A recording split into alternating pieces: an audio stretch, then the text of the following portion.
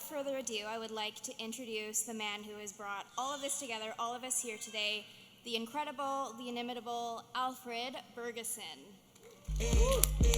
Welcome to my house, baby, take control now. We can't even slow down. We don't have to go a while.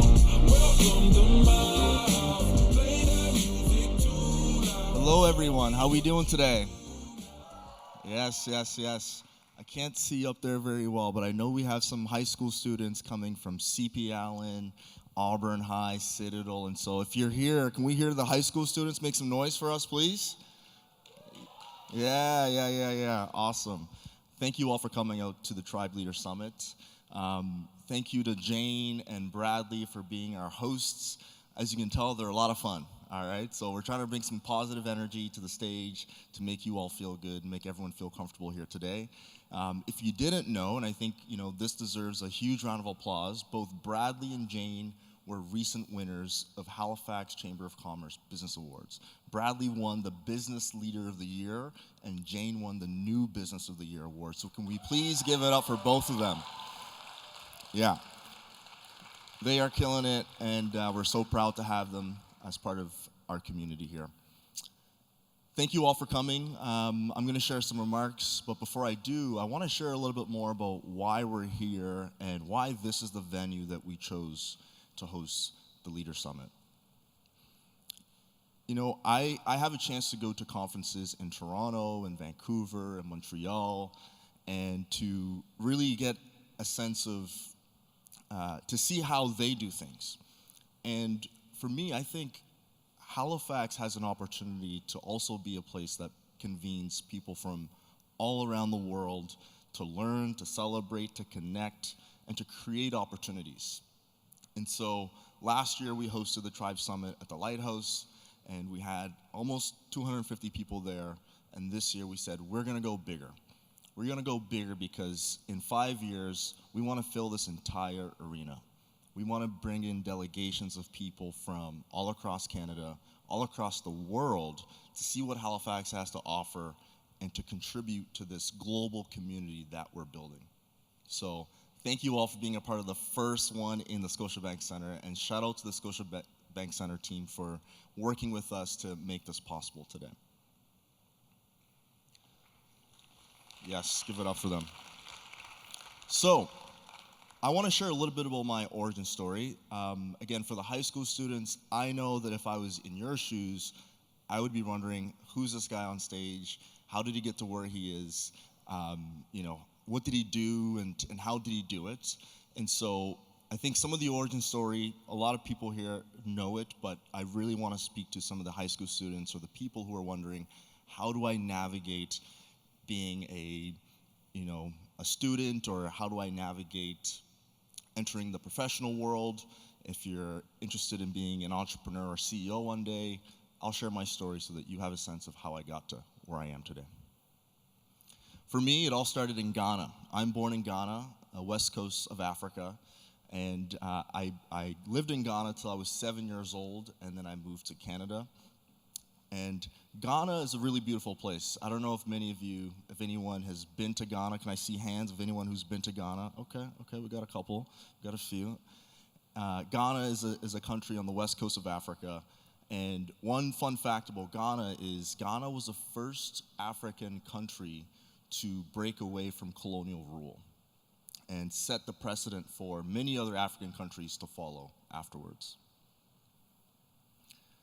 This is my family, a picture of my family on the screen here. That's me as a little boy on the left, and growing up in Ghana. And on the right is 20 years later, living in Canada.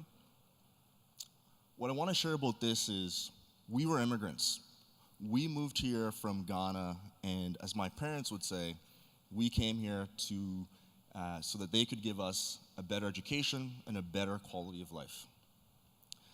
What a lot of people don't know about immigrants, I think, people see immigrants come to Canada, and right now there's a really, I would say, toxic narrative around immigration. People are pointing the finger at immigrants saying they're taking our jobs, they're taking our housing. but we're not really talking about what are these people going through when they come to a country like Canada, and how can we create pathways to support them. It's not just about bringing them here, but it's about ensuring that they have the supports so that they can thrive. When my family first moved from Ghana to Canada, there was 5 of us. We lived in a 2-bedroom apartment in a small town in Cape Breton. We lived there for 3 years. Both my parents had to go back to school and get recertified to ensure that they could get jobs in Canada, right? So watching them make that sacrifice, like, that was not easy. And that is what a lot of immigrants have to go through. They have to get recertified, they have to get trained again to be able to apply for jobs in this country. All that to say, it's possible, and all that to say, it's not an easy road for immigrants in this country. How many immigrants in the room today? Can you make some noise? Yes. Amazing. Thank you for being here. Thank you for contributing to the fabric of Canada. Uh-oh. See, this guy thought he was the Fresh Prince of Halifax at one time. This is me. So I lived in Cape Breton for 10 years. We immigrated to Halifax, or moved to Halifax, I should say. And this was my first day of school at the Halifax Grammar School. I went to that school, given a chance to get a scholarship to play basketball and to pursue academic goals of mine. And when I went to that school, at that age, basketball was the only, I would say, viable kind of career or future that I saw in myself. I know we have some basketball players from Ombre Academy in the building today, and I know a lot of you are thinking about going to university and playing ball, or going to the NBA someday, or playing pro somewhere in the world. That was me. That was me until I joined an after-school program called Junior Achievement. I joined Junior Achievement in grade 11, and that opened my eyes to something new, which was entrepreneurship. I loved it. My peers believed in me, they pushed me, they trusted me, and through that process, I learned that entrepreneurship ultimately was what I wanted to pursue.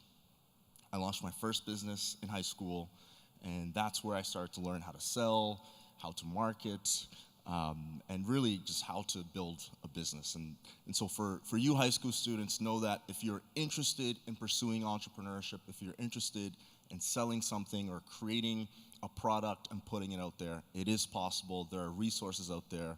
In fact, at Tribe, we recently hired Denisha Provo, who's our community engagement lead, and she's going to be working with some of the high schools that I mentioned earlier. She'll be going into those high schools to engage with students around entrepreneurship, around purpose, and helping you identify what your potential future holds for you as well.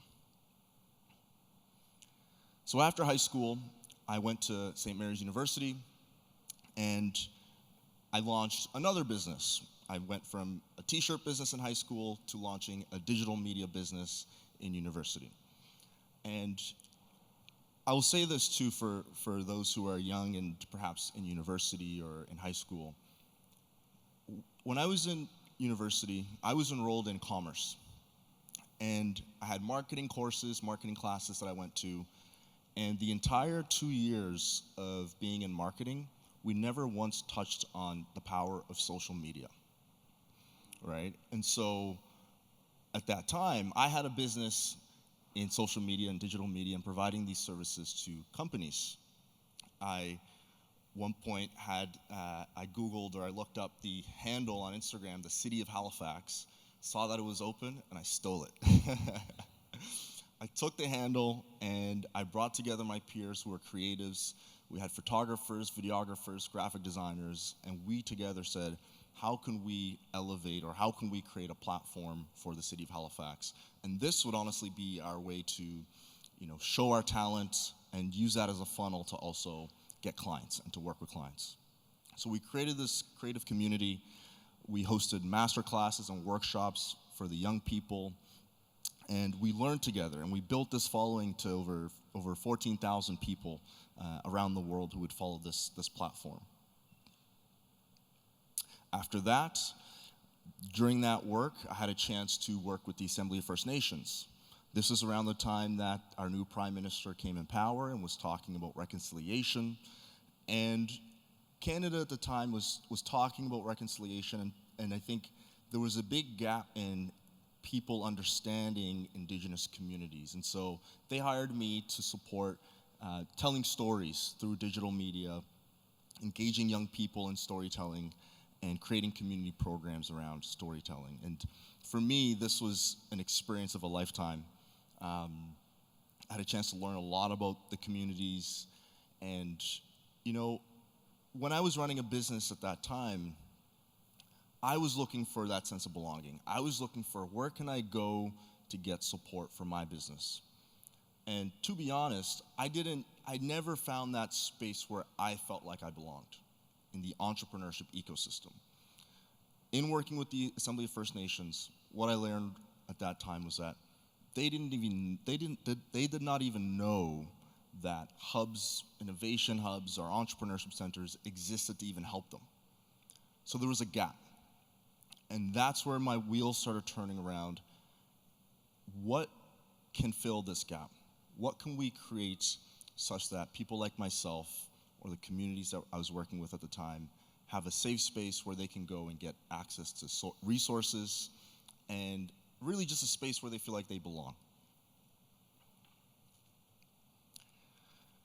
A couple of years later, I got on the Prime Minister's Youth Council, and I'm working with the Prime Minister and a group of young people from across Canada, and our role is to provide the government advice on youth issues. And I'll tell one story. I remember our first meeting, we went to Iqaluit. We were in Nunavut, and around the table, we had a session, we had multiple days of sessions, and one day they came to us and said, hey, we're building a platform for young people. We really want to get young people using this platform, and it's going to have jobs, it's going to have scholarships, we're going to have educational content. And some of us around the table asked, well, who's building this platform for young people? And they said, well, we hired this great agency in Vancouver, and they're going to help us build this thing. And the room went crazy. The room went crazy because we saw this as a missed opportunity. If you're building something for young people, why not get young people to build the thing? And so what we ended up doing was they scrapped that idea.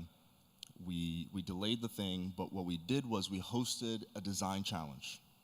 We partnered with the University of OCAD, which is an arts and design school, and we essentially identified about 20 young people who are designers.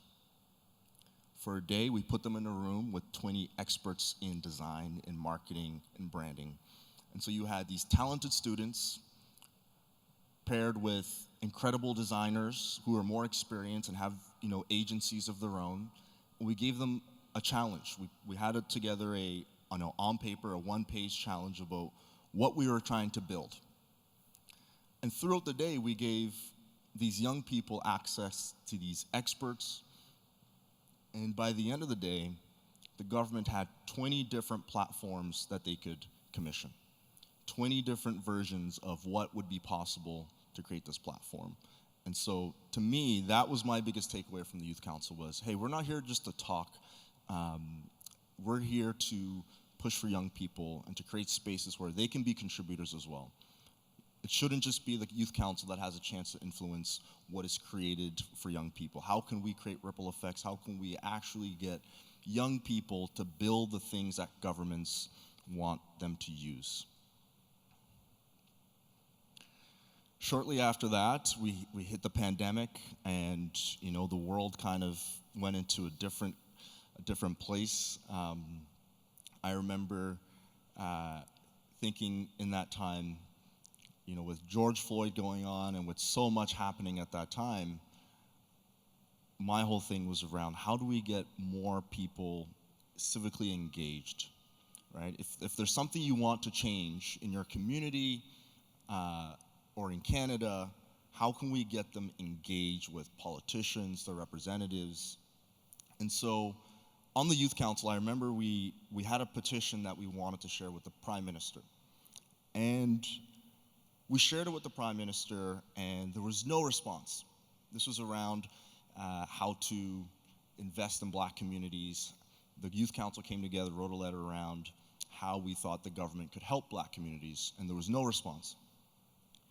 We put it on change.org, and change.org is cool, and I think what it does is create awareness, but it doesn't get to the people who are ultimately decision makers. And so I built this platform called Collective Action, and what Collective Action did was it allowed anyone who agreed with the issue to put their email, their postal code, name, and with one click of a button, they could agree to the letter or whatever the demands were, and it would target their local representative, whether it was the city councilor, the MLA, or their MP.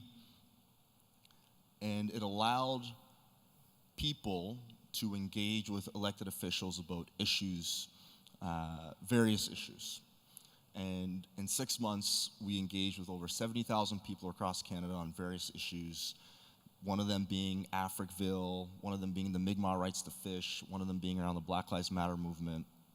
And so to me, this is another experience of, yes, I can write a letter to the PM or tell them to do something, but the ripple effects of getting average citizens to take action and to engage with their elected officials is much more powerful.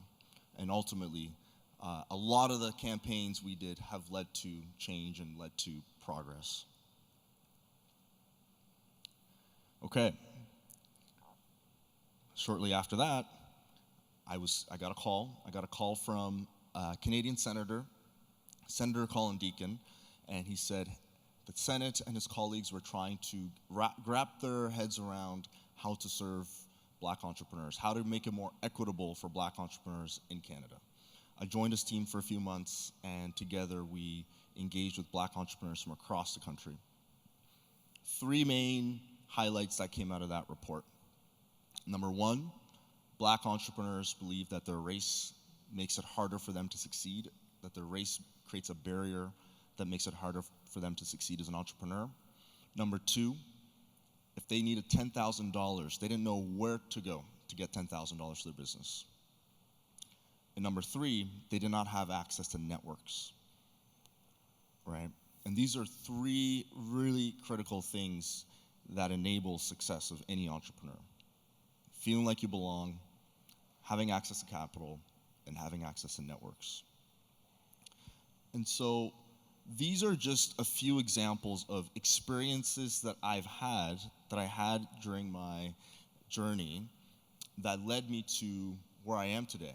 And ultimately, these are some of the things that I've kind of taken from those experiences. Community has always been a center of who I am and the types of experiences I want to create. Young people and advocating for young people is critical to me. Business, so getting my business opportunity off the ground and learning how to run a business. Justice, policy, engagement, digital, and technology. We live in a digital age, and technology is a powerful thing that we need to use. And so I remember thinking, well, after my time was up with the Senate, what do I want to do? And ultimately, I wanted to do something that would bring together all of these experiences, all of these traits, if you will. And so for the young people here, I think it's really important to when you're thinking about your journey or where you want to go, it's not going to be a straight line. You'll have various experiences along your way that will teach you something different, that will expose you to something new. And ultimately, there will be a day where all of that can come together. And that was my experience. This brought me to tribe. The definition of tribe is a social group made up of many families or generations of people who share similar beliefs or the same beliefs. And a tribe, I would say, what we believe in is creating a sense of belonging. Creating a sense of belonging for people who have not had access to networks, to resources, to safe spaces. This is why we exist.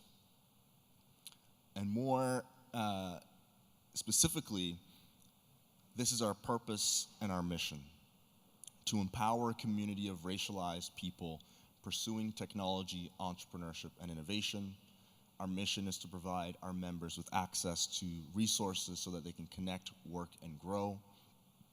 And our vision is a world where racialized people are at the forefront of technology, entrepreneurship, and innovation, and they have the resources to get there. Our core values. Core values are important in anything that you want to start. If you want to start a business, if you want to start a movement, having values that you can communicate to the people that want to join this movement is incredibly important. And so our core values are to lead with love, to nurture community, to practice inclusive leadership, practice creativity, and strive for excellence.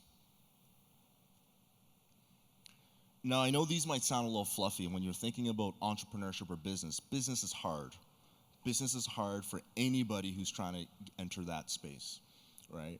But as an organization, we understand that, and we want to make sure that when we're working with our clients, we're creating an environment where they feel safe, like they belong, they feel seen, they feel heard. And this is not something that, it's not like you set values and then they just exist and then that's it. These are values that you have to nurture with your team, with your members. You know, these values ebb and flow, but it's really important that if you're trying to do anything special, trying to do anything big, if you're trying to have an impact, you're mindful about what are your core values as an individual and what are the core values of the thing that you're trying to actually create. Our North Star. We just went through a period of identifying a strategic plan at Tribe and thinking through where do we want to be in 5 years? In 5 years, when we look back, what impact have we had, right? It's great to create a space where people belong, but how are we improving their lives and their businesses? And so we've identified our North Star to be to enable over $1 billion in economic impact of racialized people in our network by 2030, right? And this could come from having one unicorn, one founder that sells their company for $1 billion, but that's not the goal. The goal is to challenge our team and our network to hold each other accountable. When we work with founders, are we seeing them improve? Are we seeing them create more jobs? Are we seeing them increase their revenue? Are we seeing them go raise capital, right? When we come to work every day, this North Star has to be top of mind for our team. Are we improving our network members and their businesses? Are we helping them grow? Are we helping them thrive? Belonging. You heard Bradley talk about belonging. I've talked about it as well in terms of my journey. And belonging is so important. We've created a space in downtown Halifax. Has anyone been to the Tribe headquarters in Halifax? Awesome. We love this space. This is a space where our entrepreneurs come and work from. This is a space where students in high school come visit us and learn about what people are building. This is a space where philanthropists come and try to learn more about our network and who's in it. This is a space where some of our partners will come in and host events. We provide this space to most of our partners for free when they want to host a community event because we believe in making the space accessible. Here are some of the programs that, here are some of the ways that we support our founders in our network. We have experts in residence, so if you need access to a mentor, a coach, we have that available. We have workshops that are led by experts in whether it's finance, marketing, legal. How many people in here have been to a Tribe online workshop before or online webinar? Put your hand up. Awesome. We have pitch competitions that help you prep for the big stage or help you prep for speaking with a banker or help you prep for meeting with an investor. We also want to take care of our people. And so we often will host wellness sessions or webinars on how to take care of yourself. Like I said, being an entrepreneur is not easy. It's hard for anyone, no matter what color you are. And so one of the things that we value is creating those spaces where we can help our entrepreneurs learn how to deal with stress as well. we will refer entrepreneurs to other partners. If we can't help you, there's someone in our network that can. And so we really value our partners and connecting our entrepreneurs to people who can help them. The network. The network is not just me. There's so many other people in this network. There are thousands of people in our network. Through our team, over the last 3 years, we've probably had over 30 people that have been employed at Tribe at one point. Here are a few of them here. Can we please give it up for the Tribe team? Yes.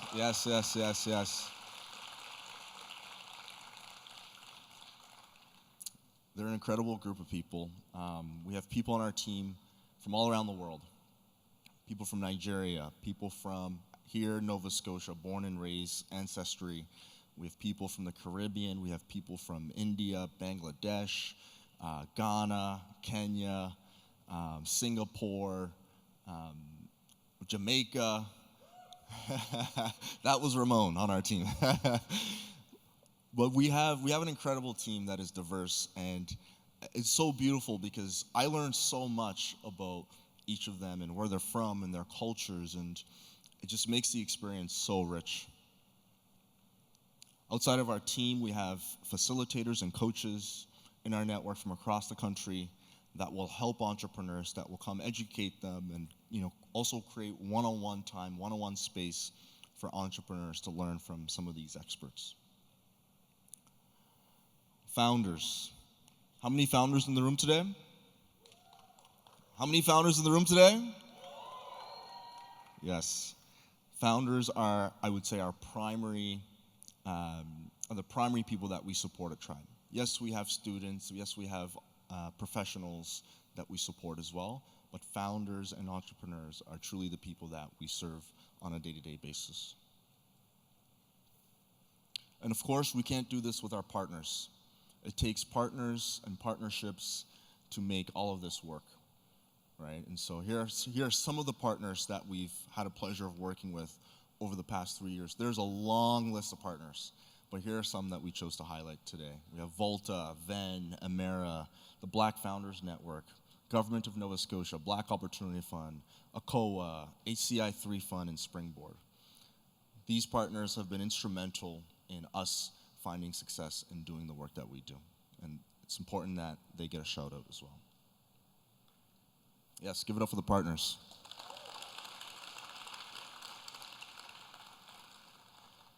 And so impact. I mentioned our North Star, right? Creating $1 billion in economic impact. But ultimately, behind that $1 billion is improving lives of people, right? Not just the founders, but also the people they serve. Founders are solving problems. Founders are serving customers. If we're able to bring value to our founders, sure, there's an economic measure, but there's also a social and community and planetary impact that we have. This is data taken from last year, between 2021 and 2023. We looked at where all the users on our platform are coming from. And we have, I think these are the top 10 places that we measured between 2021 and 2023. And so as you can tell, Tribe is not just in Canada.